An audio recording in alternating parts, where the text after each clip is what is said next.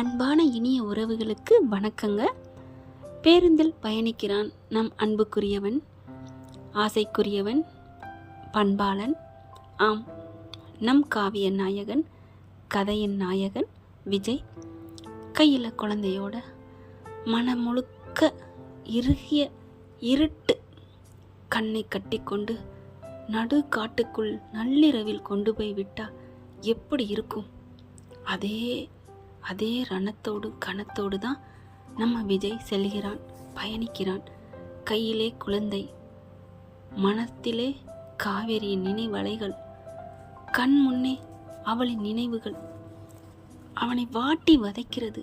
கண்களை மூடிக்கொண்டு கையில் ஒரு அமிர்தம், காவேரி விட்டு சென்ற ஒரு மகா காவியம் கையிலே வைத்திருக்கிறான்.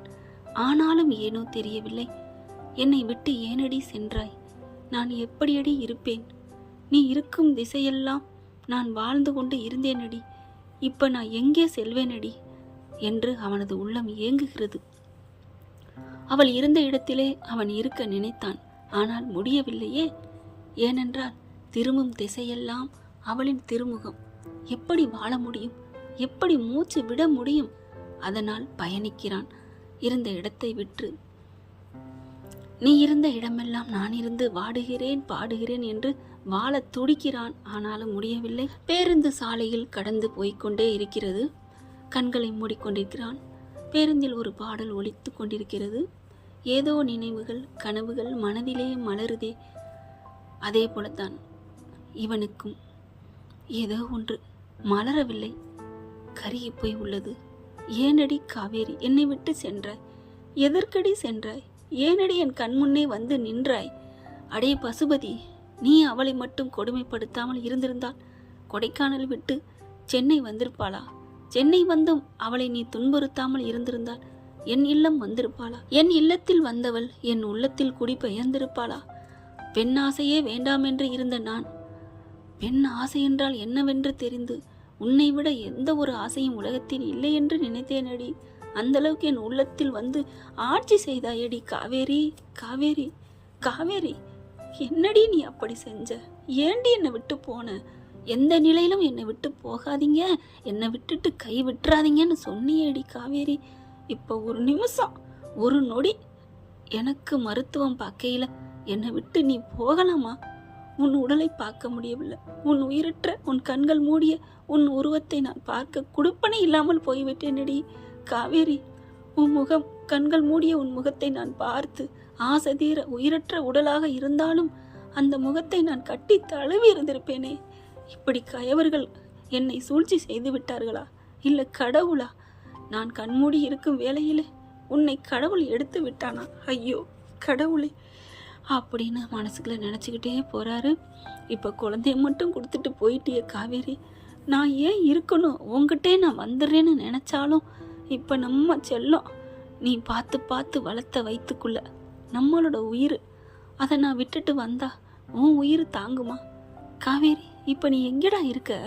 எங்கே இருக்க? சொர்க்கத்தில் இருக்கியா? இல்லை அந்த கடவுள் அறிய இருக்கியா? காற்றோடு கலந்துருக்கியா? உங்ககிட்ட நான் வரலான்னு இருக்கனே, ஆனால் முடியலையே. இந்த ஜீவன் நான் மாதிரியே தாய் தகப்பன் இல்லாமல் வளரணுமா, வாழணுமா? வேண்டாம் காவேரி, வேண்டாம். இந்த குழந்தைய நல்ல வழிப்படுத்தி ஒரு வழியாக ஆளாக்கிட்டு நான் உங்ககிட்ட வந்துடுவேன் காவேரி. 100 வருஷம், 80 வருஷம், 90 வருஷம் இதெல்லாம் வாழ்கிறதுக்கு ஆசையே இல்லை காவேரி. ஏண்டி என்னை விட்டு போன? நான் உன்னை விட்டு தவிச்சிட்டு இருக்கேன்டி அப்படின்னு கண்களை மூடி யோசித்து கொண்டும் அழுது கொண்டும் பேருந்தில் பயணிக்கிறான் விஜய். அவனுடைய கண்களை மீறி கண்ணீர் பெருகி கன்னத்தில் வழியே வழிந்தோடி அது கையில் இருக்கும் அவனின் செல்ல குழந்தை மழலை காவேரி குட்டிமா அம்மாவின் கன்னங்களில் படுகிறது. அழுது கண்களுக்குள்ளே அழுது, மனதுக்குள்ளே அழுது. இந்த சாலைகளில் எத்தனை கனமான ஆயுதங்களும் மனிதர்களும் பேருந்துகளும் பயணித்திருக்கும். அது இரும்பை போன்ற தாங்கி கொண்டிருக்கிறது. அதை விட இரும்பாக அவனது மனம் இருட்டாகவும் இரும்பாகவும் கல்லாகவும் போய் அப்படியே ஒரு ஒரு அழுத்தம் அவனை ஆட்கொள்கிறது. காவேரி காவேரி என்கிறது மனசு. இந்த அழுகை கண்களில் இருந்து வடிந்து குழந்தையின் மேல் பட்டு அது அழுகிறது. ஆ என்று வா வா என்று அழுகுறல் கேட்டு அப்படியே முழிக்கிறான். ஒன்றும் இல்லைம்மா, ஒன்றும் இல்லடா, ஒன்றும் இல்லடா, என்னடா ஒன்றும் இல்லை என்று கூறிக்கொண்டே தூங்க வைக்கிறான். தூங்க வைத்து விட்டு பிறகு மறுபடியும் அவளின் நினைவு ஆட்கொள்கிறது. எப்படி எங்க அவன் இருக்க முடியும்? இருக்க முடியுமா? ஒரு நொடி பொழுதா அவன் வாழ்ந்தது? ஒரு நொடியோ 1000 நொடியோ? ஒரு நொடி வாழ்ந்தாலும் உன்னதமான வாழ்க்கை வாழ்ந்திருக்காங்க. விஜய்க்கு ஒன்று என்றால் அந்த காவல் நிலையத்தில் இருக்கும் பொழுது பறந்தோடி வந்து காப்பாற்றினாலே அதுதான் காவேரி. அதுதாங்க நம்ம செல்ல காவேரி. இவர்களுடைய காதல் இவ்வளவுக்கு நிலைத்து நிற்பதற்கு காரணம் இந்த 2 பேருமே. அந்த பெண் ஒரு முறை நீச்சல் குளத்தில் விழுந்த பொழுது அள்ளி தூக்கி முத்தமிட்டு உயிரை கொடுத்து காப்பாற்றினானே, அதுதான் காதல்.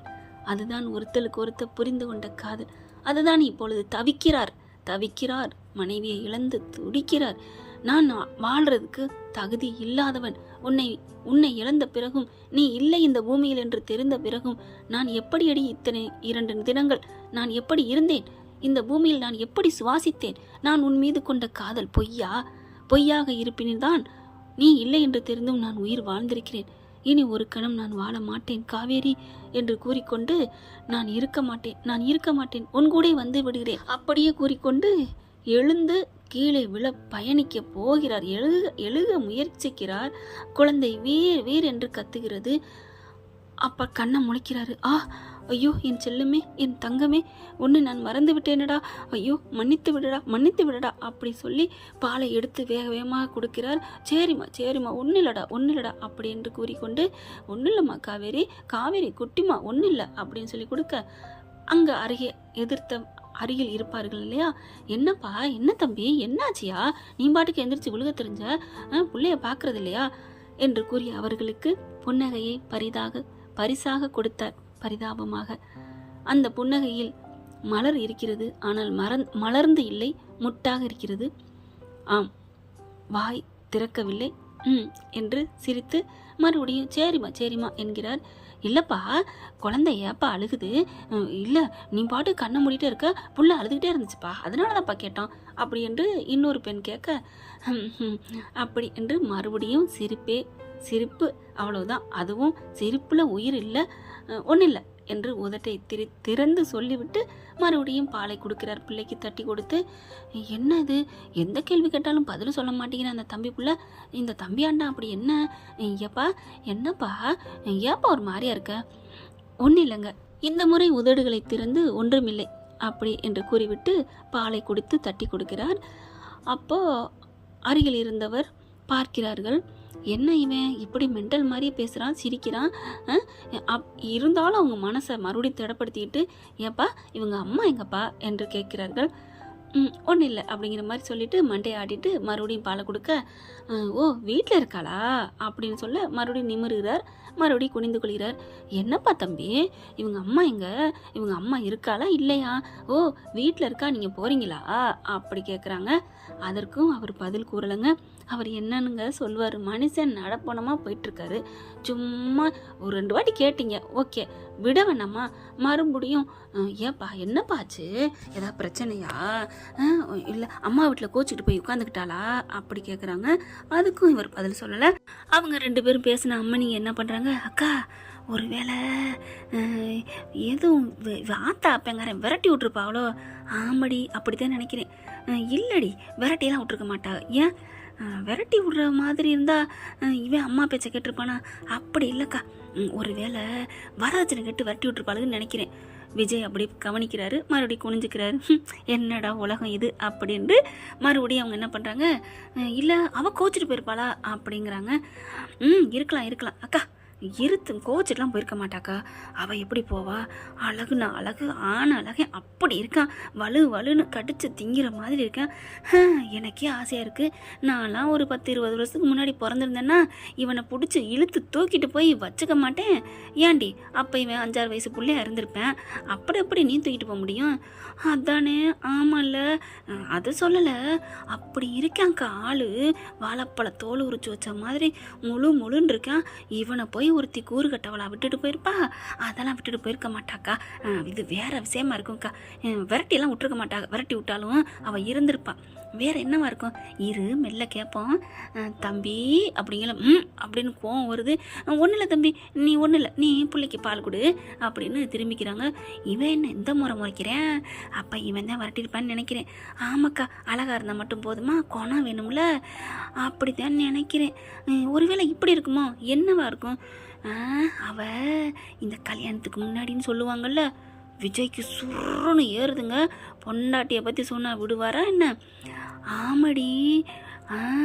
நீ நீ அதை சொல்கிறியா? ஆமாக்கா, கல்யாணத்துக்கு முன்னாடி இப்போன்னு இல்லை, பாதி பேருக்கு மேலே முன்னாடி யாரோ அதுக்கு என்னன்னு இங்கிலீஷில் சொல்லுவாங்க, அது எனக்கு தெரியலை, லவ் வச்சுட்டு வந்திருப்பா. கல்யாணத்தை பண்ணிவிட்டு அவளால் அவனை மறக்க முடியாமல் இருந்திருப்பா. பார்த்துருப்பா இவனுக்கு சிடு இருக்கானா, அதனால் இந்தாடா உன் புள்ள வச்சுக்கடா அப்படின்னு சொல்லிட்டு பழைய லவ்வரை தேடிட்டு ஓடி இருப்பாக்கா. அதுதாக்கா, அதான் நியாயம், அதான் உண்மை. அது தெரியாமல் நீ இவன்கிட்ட போய் கேட்க இவன் வள்ளு விழுகிறான். அவன் ஓடி தான் போயிருப்பான் வேற எவனோ கூடயா அப்படின்னு சொல்ல, நிறுத்துறீங்களோ அப்படின்னு செம்ம கோந்து எந்திரிக்கிறாரு விஜய் குழந்தையோட. எல்லாரும் ஸ்தம்பிச்சிடுறாங்க. என்னாச்சு அப்படின்னு சொல்ல, அவர் பக்கத்தில் இருந்த உட்கார்ந்தவங்க ஒரு அண்ணனும் எந்திரிக்கிறாங்க. என்னன்னு கேட்க, நீங்கள்லாம் பொம்பளைங்களா? என்ன பேச்சு பேசுகிறீங்க? என்னம்மா பேச்சு பேசுகிறீங்க? ஒரு பொண்ணு வீட்டுக்கே போகட்டுமே, அப்படியே இப்படியா பேசுவீங்க? ஒரு ஆண் ஒரு குழந்தையோட வந்துட்டா பொண்டாடி ஓடி போயிட்டாங்கிறீங்க, வீட்டுக்கு போயிட்டாலாங்கிறீங்க, அப்போ அத்தா வரதை நேற்று விரட்டி விட்டாங்கிறீங்க. எப்படிம்மா உங்களுக்குலாம் வாயில் வார்த்தை நல்ல வார்த்தையே வராதா? நீங்கள் சோறு தானே சாப்பிட்றீங்க, அம்மா வயிற்றுல தானே பிறந்திருப்பீங்க, நல்ல மனுஷங்க தானே. நல்ல மனுஷங்க தான் இப்படி எப்படிம்மா அடுத்தவங்களை இப்படி பேச முடியும்? தன்னை போல் பிறர் நினைன்னு சொல்லியிருக்கு. நானே செம்ம இதில் வந்துக்கிட்டு இருக்கேன். மனுஷன் அடுத்தவங்க வெளியில் வராங்கன்னா என்ன சோகத்தில் வராங்க, என்ன துக்கத்தில் வராங்க, என்ன சந்தோஷத்தில் வராங்க, எதுவுமே தெரியாமல் நீங்கள் பாட்டுக்கு பேசிகிட்டு இருக்கீங்களே. அடுத்தவங்க மனசு உங்களுக்கு புரிஞ்சு பேசுவீங்களா, புரியாமல் பேசுவீங்களா? நானும் பேசக்கூடாதுன்னு பார்த்தா என் பொண்டாட்டி ஓடி போயிட்டா நான் சொல்கிறீங்க. அவங்க 2 பேரும் அப்படியே ஆயடிச்சு போயிருக்காங்க. அங்கே ஒரு பொண்ணு இது எல்லாத்தையும் நோட்டை விட்டுக்கிட்டு இருக்குங்க. வயசு பொண்ணு விஜயை பார்த்த வாக்கில் எல்லாத்தையும் பார்த்துட்ருக்கு. இவங்க பார்க்குறாங்க, அப்படியே செம்ம காண்டாகிறாங்க எல்லாருமே. இல்லைப்பா தம்பி, அது நீயாப்பா இவ்வளோ கோச்சிக்கிற? இல்லைப்பா, அது வாயை மூடுங்கம்மா, நீங்களாம் என்னம்மா மனுஷ ஜென்மம், சே இப்படிப்பட்டவங்களை நான் பார்த்ததே இல்லை அப்படின்னு சொல்லிட்டு செம்ம கோவம் வருது. வண்டியை நிறுத்துங்க, நான் இறங்குறேன் அப்படிங்கிறாங்க. விட்டு விளாசி தள்ளிடுறாருங்க. பெண்களுக்காக நான் பெண்ணை போட்டுறேன், பெண்ணை ஒரு தாய் பூமிக்கு சமம்னு சொல்லுவாங்க. ஆனாலும் பாதி பொம்பளைங்க இப்படி தான் இருக்கீங்க. உங்களை மாதிரி ஆளுகள்லாம். அப்புறம் பக்கத்துலேருந்து புருஷாங்க எந்திரிக்கிறேன். நீ யாரியா? இவங்களோட புருஷன். நீ என்னையா மனுஷன், இவங்களுக்காக புருஷனா? இல்லைப்பா, அது சே ஏம்மா என்னம்மா நீங்கள் அப்படிங்கல. அந்த மனுஷன் பின்னாடி இருந்துட்டு, சூப்பர்ப்பா, நீ நல்லா இருப்ப, என் மனசில் இருக்க பாரத்தையே நீ என்ன சொல்லுவாங்க, இறக்கி வச்சுட்டப்பா, நான் கேட்க முடியாதெல்லாம் நீ கேட்டுட்டப்பா அப்படின்னு அந்த ஆளுக்கு கையெடுத்து கும்பிட்டு நன்றி சொல்கிறாரு. விஜய் பார்க்குறாங்க, ரைட்டு இவன் ரொம்ப அனுபவிச்சுட்டு இருப்பேன் போல இருக்கே அப்படின்னு பார்க்குறாங்க. ஏமா நீ உங்கள் வீட்டில் கிளம்பையில் வீட்டை கதவை பூட்டி சாத்திட்டு சாவி போட்டு பூட்டிட்டு தானே வந்த? இதே அவன் கேட்குறேன், ஏண்டி ஒருவேளை கொள்ளையடிக்க போகிறானோ தெரியலக்கா, என்னது பூட்டிட்டு வந்தேன்னு சொல்லு, நல்லா சொல்லு.